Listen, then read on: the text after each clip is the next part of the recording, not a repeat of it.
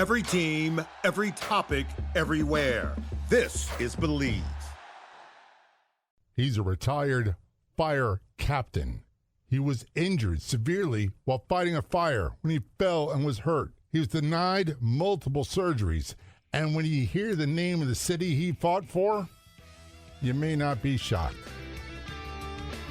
Welcome to the Law Enforcement Talk Radio Show. In the Law Enforcement Talk Radio Show, we are joined by special guests talking about their experiences, the realities of investigating crimes, plus those who have experienced horrendous trauma. Police, first responders, military, and victims of crime share their stories. Hi, I'm John J. Wiley. In addition to being a broadcaster, I'm also a retired police sergeant. Be sure to check out our website, letradio.com, and also like us on Facebook. Search for the Law Enforcement Talk Radio Show. Joining us from Wisconsin, we have Tom Bever. He's a retired fire captain from St. Paul, Minnesota. He's retired on what we call a disability pension, has lots of nerve damage. We're going to talk about that in a few moments. And I think it's fair to say, you can be the judge, but it's fair to say he didn't get treated well by the city. And one of the things I'll say before we introduce Tom is we all, especially around election time, we see these commercials about these big evil corporations doing all this stuff. And I always tell my wife, the biggest offenders are our cities and states. They are the biggest offenders for not taking care of the people. Corporations could not stay in business if they didn't keep employees. Yet, a lot of our cities and states, they don't seem to care, do they? No, they do not. No, you're just, I hate to say this, I know it's not true, but to them, you're just a number. You are replaceable, aren't you? I never felt like such a number until what happened to me happened. Before we get into that, Tom, tell us, your name's Tom Bever. You're a retired fire captain from St. Paul, Minnesota. When did you start your firefighting career and when did you retire? Started as a volunteer firefighter in 2003 with the Linwood Fire Department and just really loved the camaraderie, the work, the job itself, and went professional in 2012 and with St. Paul and went through the academy. I was top of my class, the top recruit, and just absolutely loved it and worked very hard to be a good firefighter, and I always wanted to be a rescue captain or a rescue squad firefighter. So that was my goal. I set out those goals to do classes all across the country and become the best I could be, and was a rescue squad firefighter with 3 years on and continued to study and work hard. And I was appointed rescue captain of Rescue Squad 2 on the west side of town. Hazmat 2 and Rescue 2 with only 9 years on the job, and I absolutely loved it. That's pretty rare to get promoted. I got promoted sergeant in the Baltimore Police Department with 7 years on the job, and I was young. 9 years, that's right. Young to get that kind of promotion level, isn't it?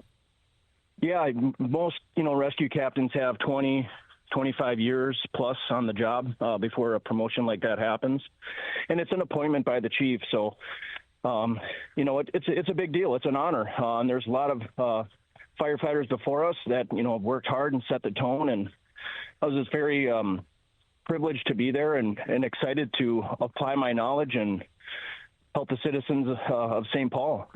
Well, one of the things before we get into your story, by the way, when did you retire? I had to retire medically in 2024, October of 2024. And how old of a guy were you when you retired? 48. So still relatively young. Is it fair to say you weren't where you wanted to be in your career yet? No, I figured I would probably be a rescue captain for 5 to 7 years.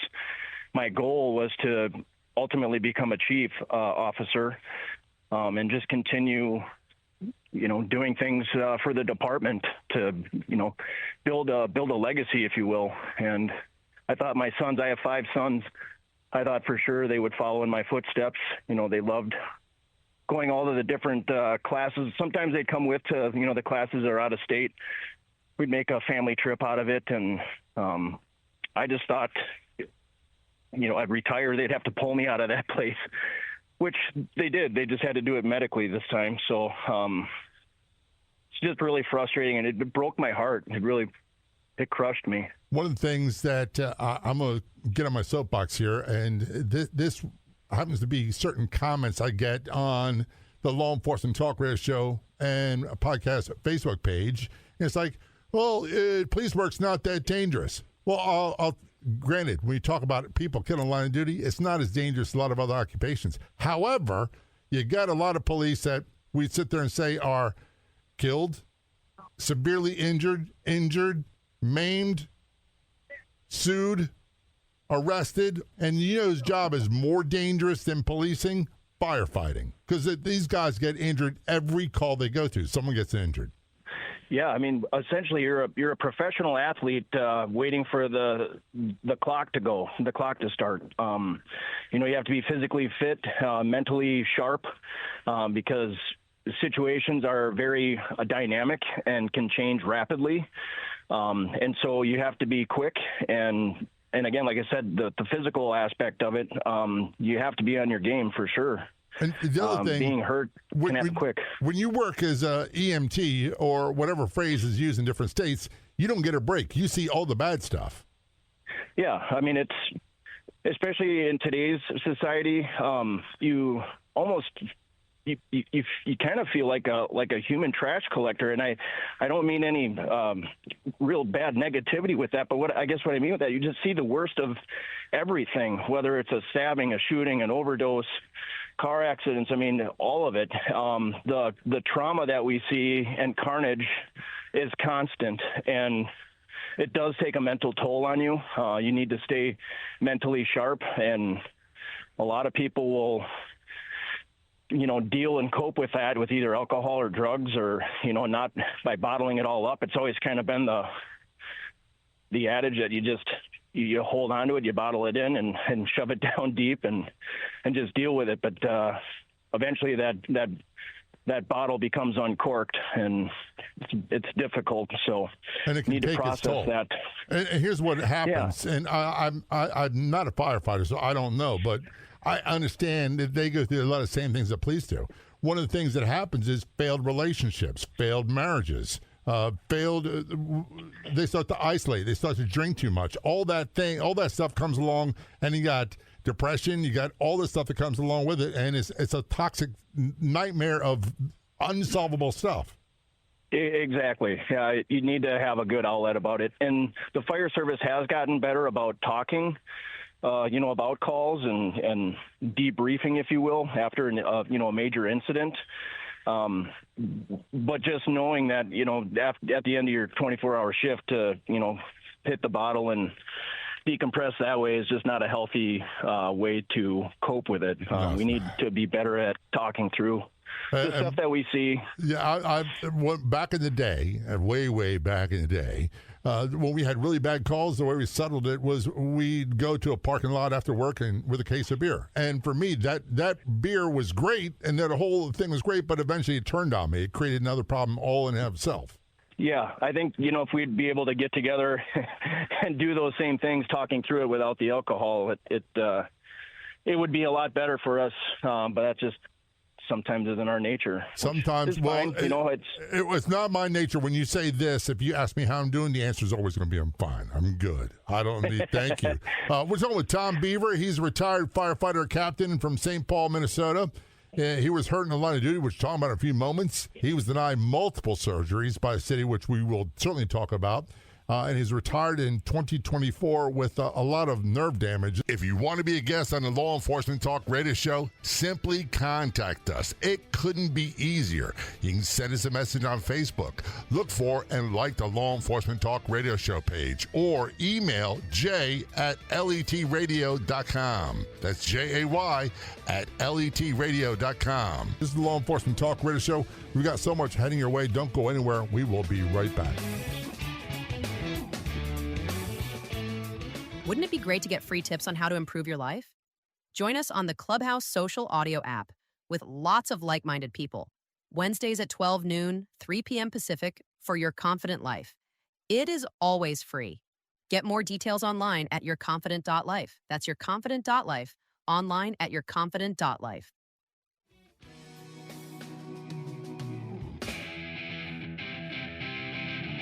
Return conversation with Tom Bever. He's retired firefighter captain from St. Paul, Minnesota. He's contacted from Wisconsin. He was hurt in the line of duty, which we'll talk about in a few moments. He was denied multiple surgeries by the city. He had lots of nerve damage and was retired in 2024 as a result of this incident. Before we get into your story and how you were hurt, one of the things I got to say, and I have to fetch myself sharply, I did not know about this. Back in the day, we had a lot of Baltimore City firefighters that were smoke eaters. They did great. But I lost track of them. It was almost like a badge of courage, a badge of honor. I could eat smoke all day long. What I didn't realize was cancer was killing a lot of these people, and cancer in firefighters is a huge, huge problem. Yes, it is. I've lost a few friends now from it. It's the silent killer, and everything's made of petroleum and plastics these days, so the fires are getting hotter. The unknown chemicals and substances in the plastics, whether it's furniture, cups, you name it, even the clothes we wear is made of plastic. And so the different types of cancer are rare forms of cancer, and usually in those soft, sensitive skin areas because, we're going into fires that are hot, 1,000 degrees. Everything's melting, and those soft tissue areas, your armpits, groin areas, legs, are like sponges, if you will. And not to even mention our turnout gear has carcinogens and known cancer-causing substances in the fire protective chemicals in the gear itself. So we are literally encapsulated in this stuff, and there needs to be a better way. They don't seem to talk about that in the pamphlet, the Help Wanted flyers, do they? Well, those are some of the unknowns. Like you said, the badge of courage, the smoke eater, the dirtier your gear was, it kind of was that grit, the tough macho bravado. But, cleaning off guys' helmets, we do that as a prank, clean their helmets so they look brand new. And now, we decon our gear. We take showers and saunas right after fires. We really take it seriously so that we can stay in the game and be prepared for the next incident. And before we get into your details, it is tragic. I've got to say this. I had an interview a long time ago with the sheriff of St. Mary's County and in Maryland, and he said it costs about $160,000 to get one recruit through the academy. How much does it cost to train and keep a firefighter? Because there seems to be a high turnover rate. Hundreds of thousands. I've trained all across the country, being from the Midwest, in Syracuse, Alabama, Colorado. They send us all over, especially being on the specialty teams, whether it's ATR or hazmat, Minnesota Air Rescue teams.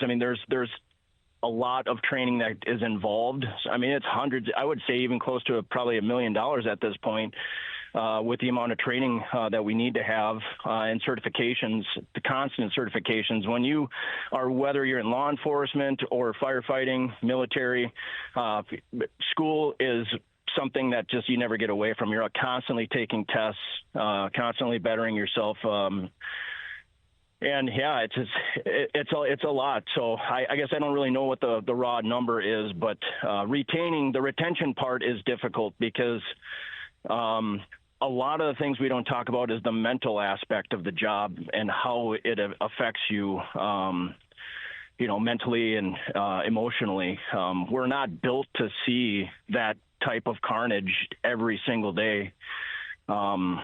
And not have an outlet for it. And we're getting better at talking about it and ways to discuss some of these things. But, if you're a younger man and don't have a family, I think it's easier. But as you add kids to your family, you get married, you go on calls and you see kids that are around your same kid's age, or they have the same pajamas, or there's always some visual trigger or smell or something like that kind of will bring you back to a gnarly call that you've experienced. And if you don't deal with those things, it haunts you. And we'll certainly return that in a moment. I've got to ask you about your career. You were hurt in the line of duty. Can you talk about that? Yeah, so I was promoted to captain in 2019, and I went from being a rescue squad firefighter to captain, and they put you in the pool. So essentially what that means is you work spots where other captains are either hurt or on vacation. So you fill their spot right. While you're in the pool. And so I was bouncing around, and I had an assignment March 14th, 2020, right at the beginning of the pandemic. We were fighting a commercial fire over by the state fairgrounds. And they had moved me from captain of my crew to the Delta division because the fire was, pretty good size. We started breaking up into divisions.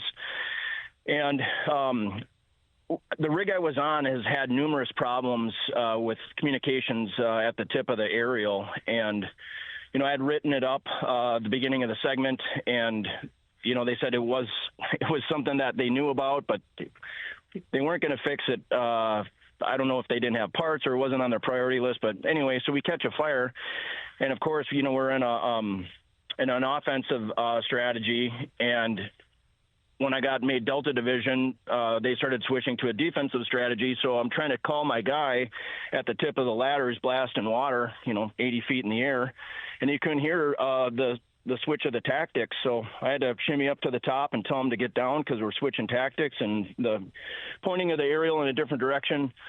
I made it down to the turntable, and when I was on the side ladder, the manway getting down to the ground, I slipped and fell on my right side from about 6 feet and landed on my radio, Leatherman, all on my right side. Part of my tank went into my back, and it knocked me out. I don't know how long I was laying on the ground, but I come to trying to get over to a solid surface. Literally, it was just ice.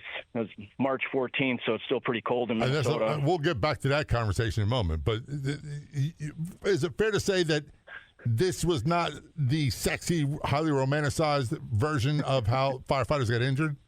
No. I mean, I slipped, from an icy rung of one of the ladder rungs, and which happens fell. all the time. That's what I'm getting at. People don't get it. It's like, listen, let's do physics, and I'm not a scientist. I don't profess to be one. But when it's really cold outside, it's below freezing. You're throwing water at a fire, and it creates mist. That mist freezes, and it's going to freeze on metal objects quicker, roadways quicker. That's why we directed traffic at fire scenes. And you had to be very, very careful. If that communication problem had been solved, you probably would not have been hurt. That's right. Yeah, I've ran that scenario through my head multiple times. I'm sure you have. I'm sure you've lost sleep over that one. It's frustrating because, I mean, we all know communications, especially in this line of work, is paramount. If you don't have it, people get hurt or die. And in my case, I ended up getting hurt. We had a section because I wasn't able to communicate. In our district, the first district I went to before I got promoted sergeant, the Northwest District, my first assignment was 622 car. And it was what we called the hole. And there were certain parts of that you could not get radio reception, you could not broadcast, and they just did not care. Jeez. It's probably still the same way. I don't think anything has changed. No, it's just different times. I don't understand why they don't care about communication, as we said, is just so important. I mean, you could have an officer down, you could have a firefighter down, and you can't even get the message out of what, if you're trying to do a CAN report, conditions, actions, needs, of what you do need. You can't relay it. Something as simple as communication. And here we have computers at the touch of our fingers, but yet we can't get radios to work for first responders and emergency services. That's ridiculous. One of the things I would say, and this is a highly political term, I don't do politics. I don't do politics at all on this show, but just say not in my backyard. It doesn't make sense financially. We talked about how much it costs to train and get one firefighter up and producing. It doesn't make sense when it's a $30,000, $300,000, $3,000 fix to do something that costs millions of dollars to keep that person healthy. And it costs millions of dollars to get them on the job. We're talking with Tom Bever. He's a retired firefighter, captain from St. Paul, Minnesota Fire Department, rather. He was hurt fighting a fire. When we return to the conversation, we'll talk about him being denied surgeries by the city, and he had to retire in 2024. This is the Law Enforcement Talk Radio Show. We're going to take a short break. We'll be right back. You can find us on Facebook. Look for and like the Law Enforcement Talk Radio Show Facebook page.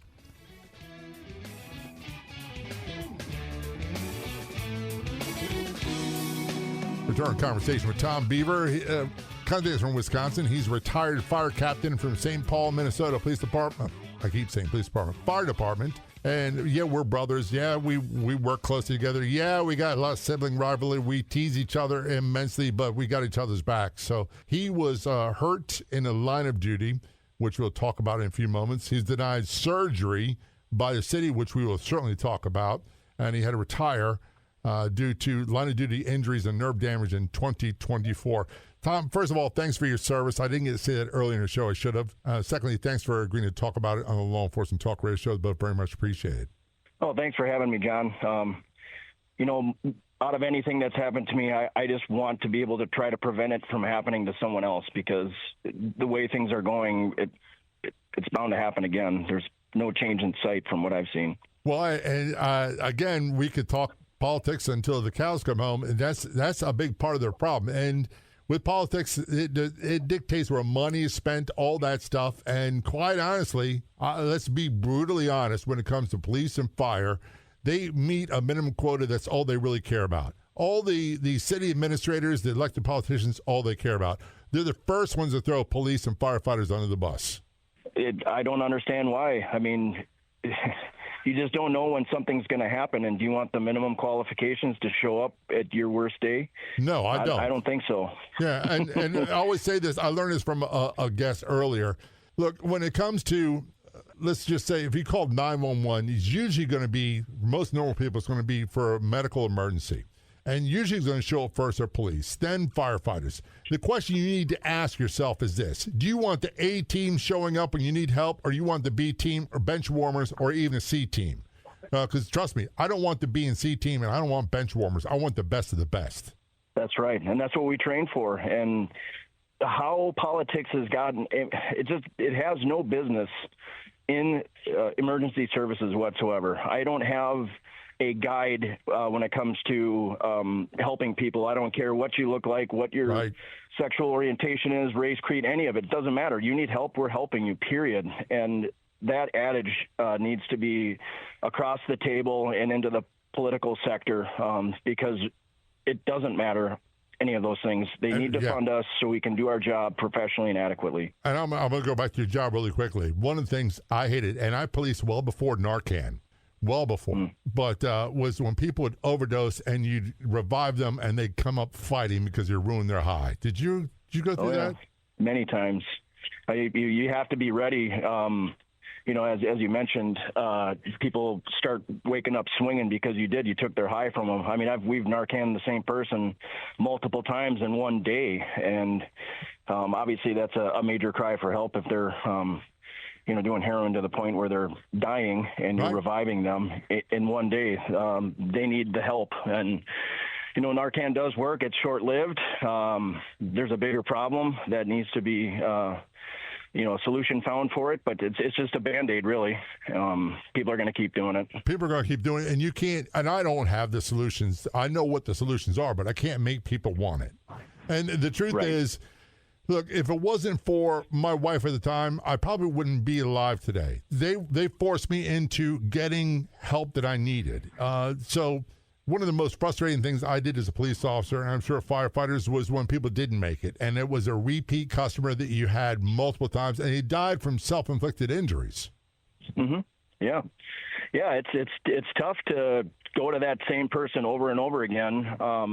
And then they end up passing from it. It does take a mental toll. It's frustrating. And I mean, there's dozens of those cases that happen every year. And that's the kind of thing that affects you mentally, this part of the job. We see a lot of deaths and carnage, and it takes a mental toll on a person. It does. I got to ask you this.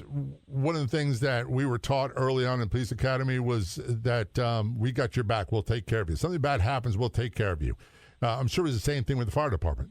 Absolutely. It's a brotherhood, and if a guy needs help either moving or his car's broke down or whatever, a lot of problems that we all face get solved at the kitchen table, at least in the fire service. Guys are willing to step up and help roof someone's home or move them or whatever it might be. We all face troubles at one point or another, and that's where you see the family step up, because, you're with these people 24 hours, 48, 72 hours sometimes in a row. They do become your family. And it's important to be able to count on them and be able to rely on them when you need help. Now, how about the city? Did they take care of you? They got your back? No, that's, you think, I was a good employee. I have commendations in my file, never any reprimands or was never in any trouble. As I mentioned before, I was top of my class, top recruit. Always worked really hard to be a good example, and that shows with, me being able to be promoted to a rescue squad firefighter and then to a rescue squad captain.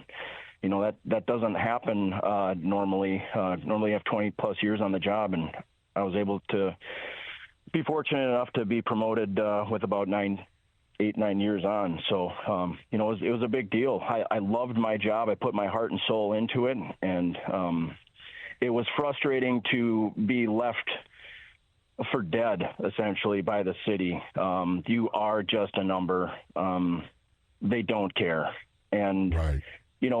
Denying surgeries, I got hurt in the line of duty. I mean, chief officers witnessed what happened to me. It was written up appropriately, correctly. Part of the problem I had was the pandemic, or the scam-demic, was happening at the same time. It was literally at the beginning of it. St. Paul's got a lot of great hospitals right in the city, and I wasn't even able to go to any of them because they were on divert with COVID. And so I ended up having to go drive myself to a hospital in Woodbury. And even when I showed up there in my jumpsuit, smelling of smoke, they said they couldn't help me. I ended up having to call my chief for them to call the hospital and say, hey, you got to help this guy. He just got hurt in a fire. And that was the beginning of the been put through. Constant denials. My surgeries, when I fell off the ladder, I tore my rotator cuff in my shoulder 70%. I didn't know I had a broken collarbone. It was fractured.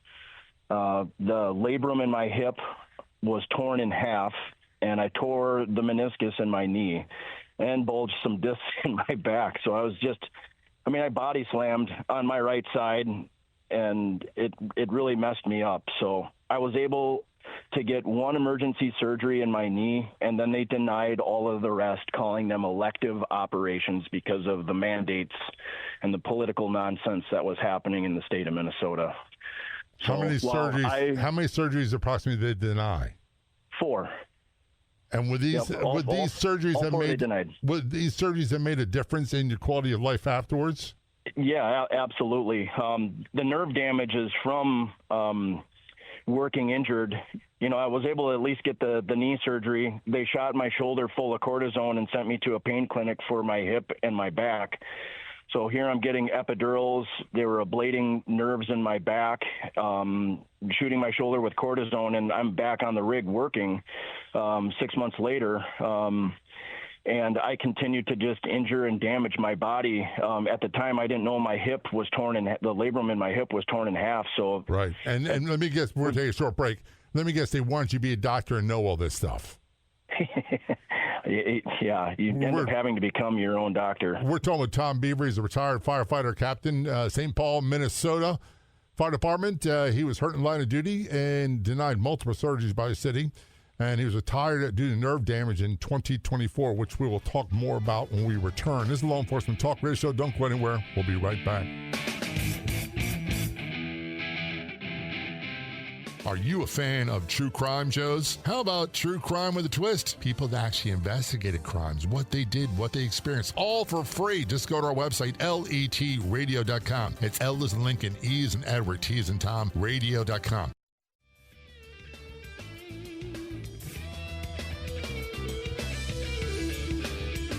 Our conversation with Tom Bever. He is contacted from Wisconsin. He's a retired firefighter captain from St. Paul, Minnesota Fire Department. I finally got that right. He was injured in the line of duty while fighting a fire, which he talked about. He's denied multiple surgeries by the city, which we talked about. And that happens all the time. We'll talk more about that. and he was retired due to nerve damage in 2024. Tom, I gotta ask you this, and look, I'm going through an old injury from police work. It involves my lower right side of my back, and I aggravated it, and it's been fine for decades, but I know what caused it. But I'm not the same guy I was when I was 18 or 19. In many ways, I'm dinged up. That doesn't mean I'm bad. Doesn't mean I'm worthless. It just means I'm not the same guy I used to be. Would you describe yourself as being dinged up physically and mentally? Oh, 100%. I've always been a fidgeter. I could not sit still. I've always liked to help work. And so getting injured like this has literally put me on the bench. My position of comfort is like laying on my back, where it takes off the pressure in my L4, L5, S1 area. And these injuries turned me into someone I never thought I would be. And so you just don't know how good you got it until it is gone. I mean, that's just a true story there. And it has been hard for me mentally to grasp that, I'm not even 50 years old, and right. I feel like I'm 80 right now, and I'm worried. It does scare me because, God willing, I hope I have a lot more life left, but what quality of life is it going to be? I've had numerous surgeries. I've had 4 of them. The injections, the epidurals, all the steroids they pump into you. It's a short Band-Aid, and it does significant harm on your organs. And, that's just a major concern to me. So I've been looking into like stem cell therapy, and prolotherapy is something that I'm doing right now. I'm going to try to do as much homeopathic and natural remedies as I can. But these surgeries, all they do is cut away the damaged part. Like in my knee, for instance, I have no meniscus left in my right knee, so it's bone on bone, and it's extremely painful. Yeah. So, yeah, I'm concerned. You definitely don't heal like you did when you're in your 20s. It takes a lot more time, and that's something you have to mentally prepare yourself for. And it's easier said than done. I'm sure. Here's the question I have for you. One of the things I was taught in the police academy, this is back in 1980, was the average life expectancy of Baltimore police was 52.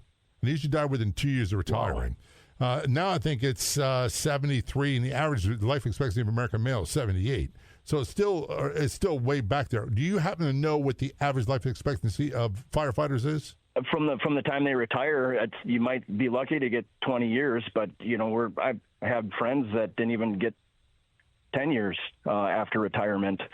As we talked about earlier in the program, the cancers are really taking us out in big numbers. Yeah. And you don't even make it to even 60. And the heart attacks and things that are happening too and becoming more regular. I don't know if they've linked.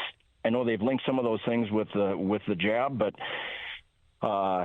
it's just strange stuff happening medically with people at young ages. I lost a good friend to cardiac arrest, and he was in his mid-30s. Yep. So you just don't know.